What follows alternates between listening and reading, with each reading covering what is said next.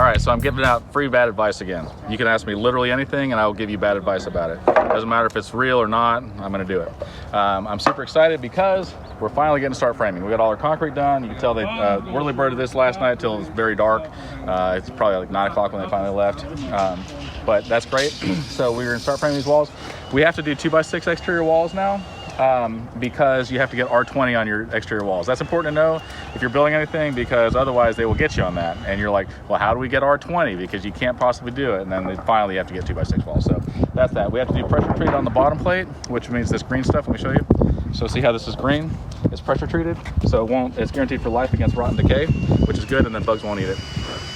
So wherever you're touching concrete, then you have that. And then we're on 16-inch centers. These right here are gonna be a window. That's a 3x5 window. That's a 2x3 window. So this is gonna be, let me just kind of give you a quick overview. You walk in the door right here, right? So let me just show you. This will be the front door. You walk right in. Then this is all living room right here. This is gonna be a laundry room that you walk in through the garage. Then there's a master bedroom over there, a big master bathroom, a huge master closet. Then there's a half bath coming from this side. All this is open. This is all going to be living room, kitchen, dining room, and an office area. A big utility laundry room, and then 3 bedrooms with 3 walk-in closets and a good-sized bathroom. So, and obviously the garage. So 4 bedroom, 2.5 bath, big open plan. We got the trusses sitting over here. See the trusses? And then those are LVLs on top, which is a laminated veneer lumber, but it's a beam. So we're gonna put that over the garage door, and we're gonna put this over this back porch, because there's gonna be a back porch back here and a front porch over here, which is pretty exciting. So what else we want to talk about? Same thing down there. Bad advice. So I was sitting in traffic this morning. It's probably why I got run over. I probably shouldn't have been sitting in traffic. I probably should have been in a car. Anyway, so we're gonna start framing this stuff, and I'm super excited, and I can't wait to see you guys again. All right, bye. Hello. So we did some framing today. My crew was amazing, and I wanted to kiss them all in the mouth, but because of Corona, I can't. And so anyway, we got a whole lot done, and I just want to say that I'm not sure how sayings go, but I think it's together we're better than some of our parts. Is that how it goes, Kenny? Kenny, come over here. We haven't seen you in forever. I love you. I love you so much. Oh, 6 feet. Look at guys. Kenny is beautiful, isn't he? So here's my question, Kenny. Do you think that there was really only like one batch of fruitcake that was ever made? Are you kidding me? Yeah. One batch of fruitcake that was ever made, and then nobody ever ate it. They just like, ugh. And then they just been regifting it for, I don't know, 60 years or something. I'm gonna tell you what I really think about fruitcake. I think it's pretty gay. Fruitcake. Oh, because it's fruitcake. Yeah. All right, so let's take a walk. So this is the garage. We didn't do these 2 walls right here. But there's going to be a laundry room right here, and we have not framed that yet. But come on over. We do have bedroom, bathroom, walk-in closets over here. This is all one big open concept area, which is super nice. So there's living room, dining room, kitchen, and office all in one big area. And then over here, the master, let's take a walk over here because it's pretty cool. There's gonna be a covered porch in the back that's 16 feet by 8 feet, and then a covered porch in the front that's 40 feet by 5 feet, which is pretty rock and roll. This is the master bedroom in here, which is good size, watch your head. And then this is the master bathroom, which is actually really big. So there's gonna be a vanity right here, a vanity right here. This is a big shower. It'll have a bench, we haven't done it yet, and then 2 shower heads, and it's gonna be super rock and roll. And then a bathtub here, and then what we call a throne room. So that'll be where your toilet is. And then from this side, you come in and there's another half bath. So there's a toilet and a sink over here. And then when you come in this way, who wouldn't love a master closet that's 16 feet by 10 feet? So it's subdivided into his and hers, or whichever way you want to go. And I'll show you guys all this stuff tomorrow in the light too. But we got a lot done today, so I'm super happy. And tomorrow we're gonna do trusses. Love you guys. So this is what it's like framing. Super safe. We had a COVID meeting. We're all good. Wahoo. Oh, hey there. Us, we've just been hanging around, right? We did literally nothing. I mean, yesterday morning, this was just a slab of concrete. Day before yesterday, no concrete. But we did, we did frame all the walls, and we decked them all. We did all these trusses. We still have some left to do, but the day's still young. But the sun's going down, and I realized you guys couldn't see, and I'm about to go to Africa. So I want to talk to you guys about this person decided that they wanted to will all their property to the devil when they died. True story. And so he willed it all to the devil. He said, I leave everything in my will to the devil, that everything I own. And so the lawyers are all like, how do we give it to the devil? Right? How would you do that? I would. I don't know. Exactly. They didn't know either. So they were just like, I guess we'll just leave it alone. I guess if the devil ever shows up, we'll give it to him, right? Well, years passed and everything rusted and rotted and, you know, was ruined and overgrown and just a mess. And somebody commented like, I guess they really did give it to the devil, right? Because doing nothing is also a bad thing, right? Doing something proactive is a good thing. It takes effort. It literally talks about that in the Bible. Yeah, with what God gave me, he did nothing. So anyway, we're gonna do this. We're gonna work some more. You guys probably won't see anything about it tonight. Maybe tomorrow we'll do another one. But after this, it's getting a little bit chilly, so I'm gonna go take a hot shower. And a hot shower, just for those of you that don't know, is like a regular shower, but I'm in it, so it's hot. Hello. So it's Christmas Eve, and 3 days ago we poured concrete. And then 2 days ago, we framed up walls. And then yesterday, we put up trusses. And then today, we put up some decking. We did not get done because it's Christmas Eve and everybody's like, I have a family and I love my family. And I was like, I can respect that, even though nobody loves me. So that's sad. But we did get a lot done. I'm super excited. Tomorrow, I do fly to Africa first thing in the morning. So I'll be gone for a minute. So you won't see anything from me for a little bit. But when I come back, I'm gonna have amazing stories. So we're going there to help people out. And I'm sure that, as is usually the case, when you try to help somebody else out, you end up helping yourself out, because it's impossible to help your brother across the river and not get there yourself. So we are really looking forward to that. So today, because it's Christmas Eve, I want to talk to you about the fourth wise man. Now, this is not a real story. As far as I know, it didn't really happen, but it's still a good story, I think. But this story is about the fourth wise man. So the fourth wise man brings three jewels that are very expensive, and he wants to bring them to the King of Kings, because he's like, I know the stars, and I know this is a big deal. And we just had this star of Bethlehem the other night, and this is a big deal. Like, this only happens, you know, once in 800 years or whatever in the world it is. And we want to come and see this king that was born that will be the King of Kings. And so he brought three very expensive jewels, because wise men still bring gifts to the Son of God, right? Even to this day. So I guess that's an important thing too, is like, what is it that you want to bring to Jesus? Because it is his birthday, not technically, but whatever. And we should really be thinking about what he wants. So he brings these three jewels, and he gets there late. And so he's looking all around Bethlehem, and he ends up staying with his family. And some time passes, and Herod's men are like, we need to kill every baby that's below 2 years old. And so they come and they're killing all these babies, and you can hear the women screaming and the babies screaming, and they had a baby in their house. And so he didn't want to, but he took one of those jewels and he went and bribed the men so that they wouldn't kill the baby. And he was really sad because he didn't get to give that jewel to the King of Kings. So then some more time passes, and he's looking all around, and he finds this guy on the road that's been beat up, and all his stuff has been taken. He's been robbed and left for dead. And he wants to hurry up and get to where Jesus is, but instead he's like, I can't leave this guy here. And so he doesn't. He helps the guy, and he takes him to the next town, and he like makes sure he gets back to good, and then he pays his whole way, and he's like restores him, right? Once again, he's sad because it cost him one of his jewels, and now he only has one left. Well, he follows Jesus around and keeps missing him for 30 years.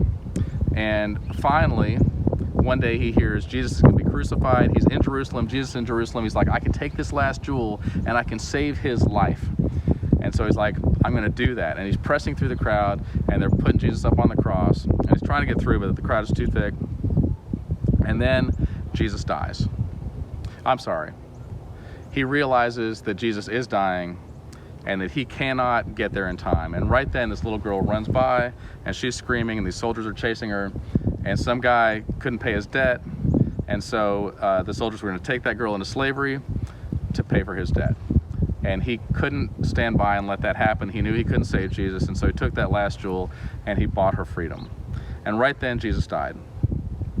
The sky grew dark, the veil was ripped from top to bottom, and there was a huge earthquake. And when there was this earthquake, this rock fell from up above him, and it hit him in the head, and he's laying on the ground, and the people around him could hear him saying, I'm so sorry that I didn't give those three jewels to you. I wanted to, and I tried my entire life to give you those three jewels, but everything kept happening, and I didn't get to you, and I'm so sorry. And they could tell that Jesus was saying back to him, you gave me every one of those, because when you help one of the least of these, that's when you help me.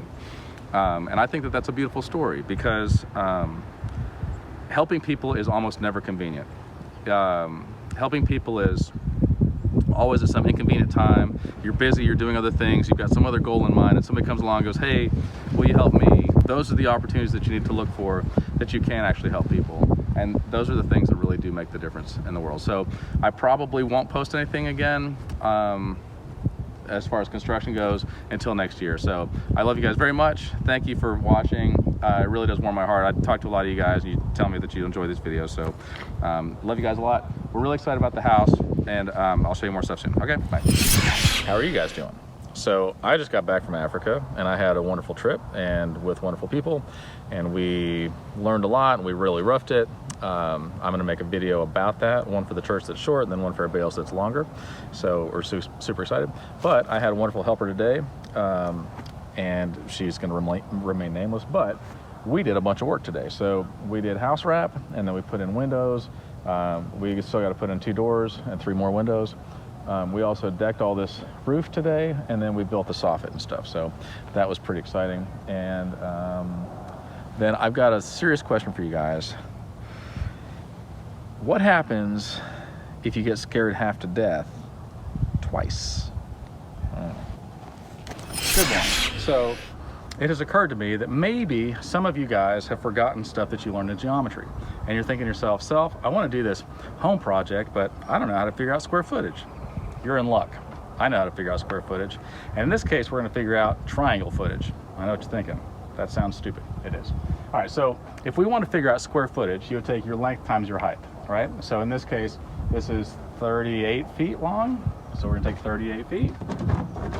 And we're 9 feet tall, so you take 9 feet tall. And then that's going to be 27, 30, 342 square feet. Okay, so this is 342 square feet on the rectangle part. But how do I do a triangle, John? I'm glad you asked. So this triangle goes 43 feet over here, okay? And the way to figure out a triangle square footage, or a triangle footage, is you do 1/2 base times height. So 1/2 base times height, okay?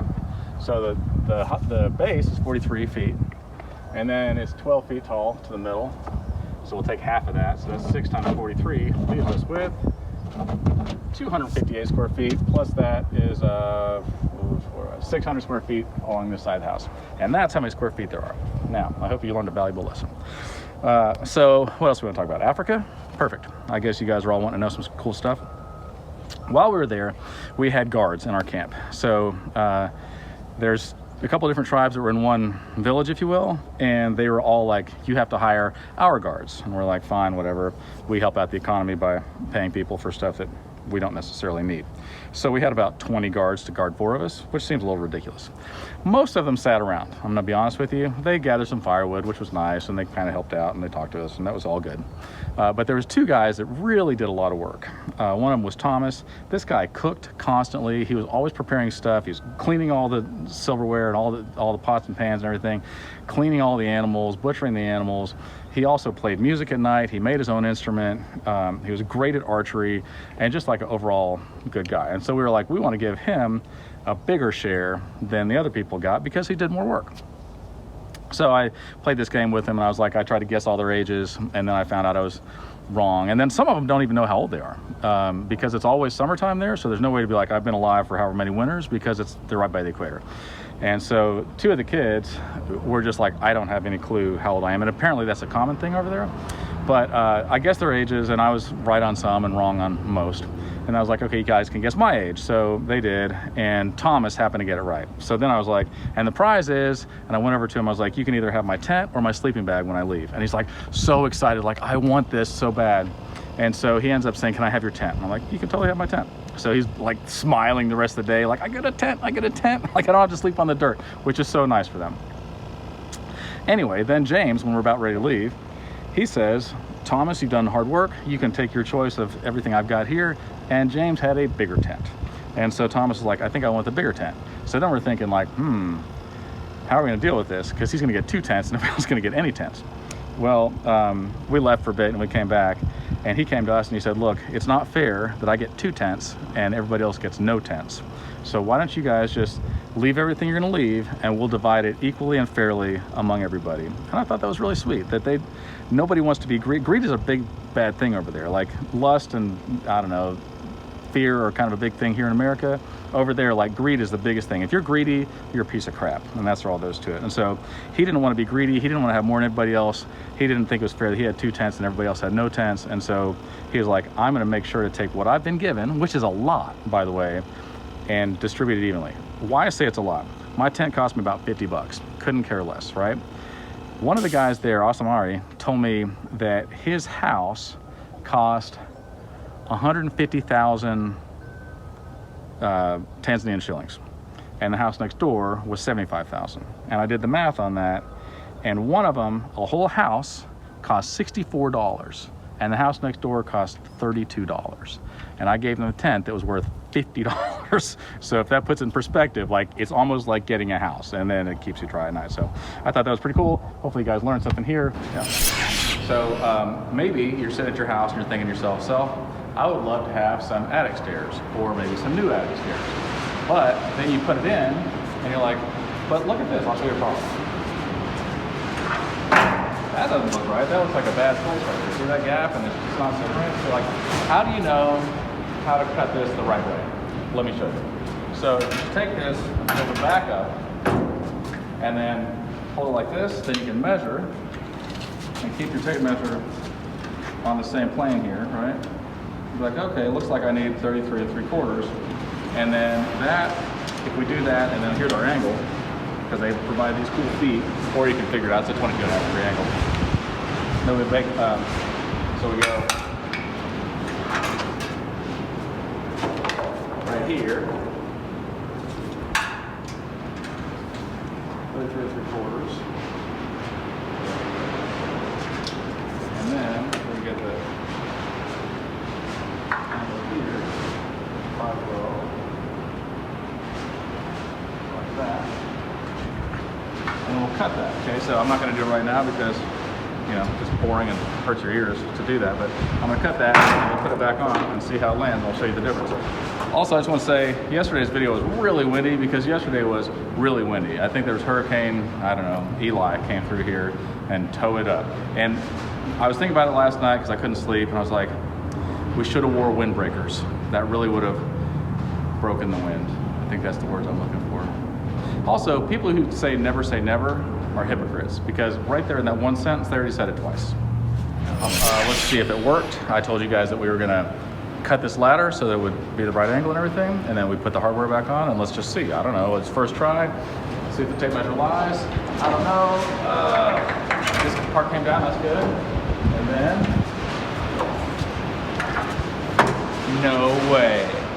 Look at that. Would you just look at that? And then let's see if it works. Oh, it totally works. Now, I just want to say that a lot of you are ugly. I'm ugly too. But being kind makes you the most beautiful person in the world. There you go. We're going to go get lunch. Good morning. So last couple days have been stupid windy, and we worked on inside stuff, kind of finishing up little things here and there. But today we're going to work on hardy siding. So soon this will look more like a house and less like a, I don't know, like a kid's project for school that they did at the last second. Like, oh, hey, by the way, Mom, I know it's 11 o'clock at night, but I got a science fair project due in the morning. That's kind of what this looks like right now, but real soon it's going to look like a house. So I'm super excited about that. All right, so I want to talk to you guys about something that I think is important. Throughout my many years, because I'm ancient now, people have said things to me, stupid things, like this. John, you really think I'm going to go to hell just because I fill in the blank? Smoke cigarettes, drink alcohol, do some drugs, whatever in the world, right? And I'm like, my short answer is no. Like, number A, you're on your way to hell anyway. Jesus is going to save you from that, so that's important. But our pastor brought up a real good point several years back. And our Christian walk is equated to running a race. And in the analogy, it says that many run the race, but there's only one winner, right? So run this race like it matters, because it does matter, right? Like, I can't think of anything more horrifying than you finally get to Judgment Day like, oh, no. And you're like, darn it, this is real consequences. I really should have taken this a lot more seriously. So he said, our pastor, Gary, who is wonderful, used to run track, and he still follows track and sports and things like that, things I don't follow. But he said that when they do, when the runners run their race, they wear like the lightest shoes possible. You pick it up, you're like, this is like a feather, and like the lightest clothes, and a lot of them will like shave so they don't get any wind resistance off their hair, and just all this stuff, like to go to extreme measures, like if I do this a little bit, then I'll get 3% more, I don't know, whatever. Because it really matters to them, like that little bit, it puts you ahead, right, and wins you the race. And so he said, what if somebody came and said, look, is there a rule against me hanging a 50-pound weight around my neck when I run this race? And you could tell the judges would be like, well, technically no, but it's pretty dumb. Like, why would you want to do that? Like, you're gonna have such a hard time. Can I run this race with tires on my shoes? You're like, yeah, I mean, nobody's gonna stop you, but like, I don't think you're gonna win like that. And so I think with bad habits, a lot of times you're like, is that going to send you to hell? Probably not. But like, do you want to run your race like it matters? Because this stuff is not going to help you, right? Like every step of the way, like anything you can do to like trim off fat and run your race better, I think matters more. So I think that's a pretty good lesson in life for all of us, is what can you take out of your life to minimize your life? And the resistance. Life is hard already. So why in the world make it harder? Like, I'm gonna put the siding up today, there's no way that I'll be carrying all that lumber on my back while I'm putting the siding up, because it's just gonna be difficult. Like, is there a rule against it? No. Would people allow it? Sure. Would people be like, wow, you did it? I guess. But man, is that a dumb way to live your life? So anyway, I hope that helps. Hope you guys are having a wonderful, what is today, Saturday? Hope you're having a wonderful Saturday or whenever you watch this video. Love you, man. Bye. So it's been about 28 minutes, and we did hardy siding. We didn't trim it out yet, so don't hate. And we haven't caulked or painted yet, so also don't hate. But we did all this all the way around. We lack a few boards on the back, and we haven't done the far side yet, but we got quite a bit of stuff done today. So that's very, very exciting. Tomorrow the roof goes on. I will be at church, but tomorrow they're gonna put the roof on, and so you'll notice a significant difference. Now, what I want to talk to you guys today about is the bronze serpent. Now, a lot of you are thinking, what are you talking about, John? Well, I'm glad you asked. So in the Old Testament, Moses, if you remember, Moses led all the Jews out of Egypt. Moses was like, hey, let my people go. There's 10 plagues. Finally, they get out of Egypt. They're out in the middle of the desert, and they disobey God like continually. When Moses is up on Mount Sinai getting the 10 commandments, they're down at the bottom making a golden calf. And God is like, I am going to kill them all. And Moses is like, please, please, please don't kill them all. And he sends all kind of plagues. And finally, he sends all these serpents. And these serpents are everywhere, and they're poisonous and venomous, whatever. And they're biting everybody, and people are dying in huge numbers. And Moses goes to God and says, please, please, please don't kill all your people, because otherwise what will be said about you is that you delivered all your people out of Egypt and then brought them out in the middle of nowhere to die. Is that what you want your reputation to be? And so God is like, okay, fine. I'm gonna wait for this car to pass. And so he says, set up a very tall pole and put a bronze serpent up at the top of this pole. And anybody who gets bit by a snake, if they look at the bronze serpent, they will be healed. And you're thinking, why? But it worked, right? And the faith of the people that God said, if you just look at the serpent, if you can just see it, then you'll be healed, is pretty amazing. But it happened, and they'd get bit, and they'd look up, and they'd be healed. They wouldn't die. And so that is actually a foreshadowing of Jesus on the cross, so that when Jesus is on the cross, dying for our sins, that if we look to him, even though we're dying spiritually and in real life, that we will be saved and we'll be healed. And so that is a pretty beautiful story. And also, I'm pretty sure it has something to do with the medical symbol now that has the snakes wrapped around the thing. So I just think that's a cool story. So anyway, I hope you guys have a wonderful Sunday. Definitely get to church. Look, your time is short. You might as well do it right. And a lot of people, I feel like they think maybe they're missing out. Like, oh, if I become a Christian, if I decide I'm going to follow God, you're missing out. Nothing could be farther from the truth. I just want to encourage you. Like, I used to live just a god-awful life. I'm sure most of you know. If not, I've got a book and videos, all kinds of things about it. But I've been so ridiculously happy. I'm not just like stupid happy, like, oh, I don't know what's going on, but like genuine joy from inside of me to know that God saved me. and like my life is fuller, happier. I do wonderful things all the time. Is my life hard? Yeah. Is it painful? Absolutely. But since I decided to follow God, I just got to say my life is so much better. So I would encourage you, like, why in the world wait? Just do the right thing now while you still have time. All right, love you guys. See you soon. So yesterday was Sunday, and of course I go to church on Sunday and I don't work, but my roofer worked, and so as you can clearly tell, the roof is on, and I'm really ridiculously happy about that.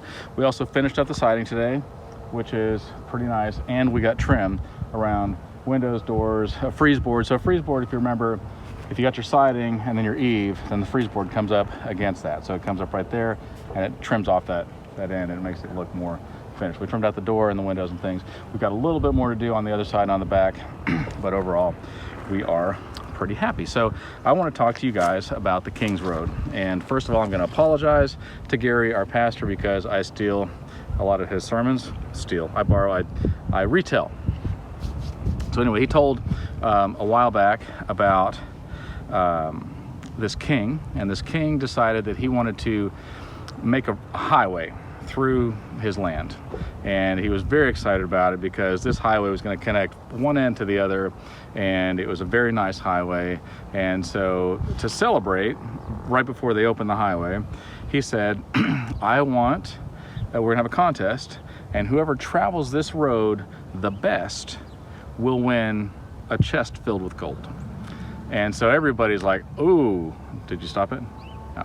So everybody's like, ooh, I want a chest full of gold. And they come out and they're riding in chariots, and they're riding in elegance, and they've got like catering in their, I don't know, chariot. And some people run, and some people are taking animals, but everybody's trying to like go on this road the best way and really impress the king. So at the finish line, they're coming across one by one, and the king's like, you know, you look very good, whatever. And like, hey, look, you got a big pile of rocks right in the middle of the road, and we had to go around, and it was real inconvenient. We had to get out in the dirt and in the mud, and it really kind of messed up our thing. That's why we're so muddy, and so we want to apologize, but you probably ought to fix that. And he's like, noted. And so everybody just kept coming across, and they all commented to the king like, hey, by the way, there's this huge pile of rocks in the way, and we all had to get muddy, and so we're sorry that we're dirty. And finally, close to the end of the day, this guy comes in. He's just filthy dirty, he's all scratched up and bleeding and everything, and he's got this chest, and he says, hey, look, there's a big pile of rocks on the road, and I thought it would be really hard for everybody else to get across here, and so I moved those rocks out of the way for you. I found this chest at the bottom of it. I'm pretty sure it's yours. And the king goes, that's where you're wrong. That chest is yours because you have traveled that road in the best way. You have made it better for everybody behind you. You have seen that there's a problem, and rather than just ignoring it or blaming somebody else or whatever, you have taken the rocks out of the way and cleared the path for somebody else so that their path is easier from here on out. And so that pot of gold, that chest of gold, is now yours. And I thought that was a pretty cool story. Also, anything else you want to talk about? Whatever your name is. Well, I just feel really dumb for putting LeBron James on my fantasy football team. And so for all those sports fans out there, please help me because I don't know anything, obviously. Anyway, tomorrow we're gonna do some more work. I'll come back.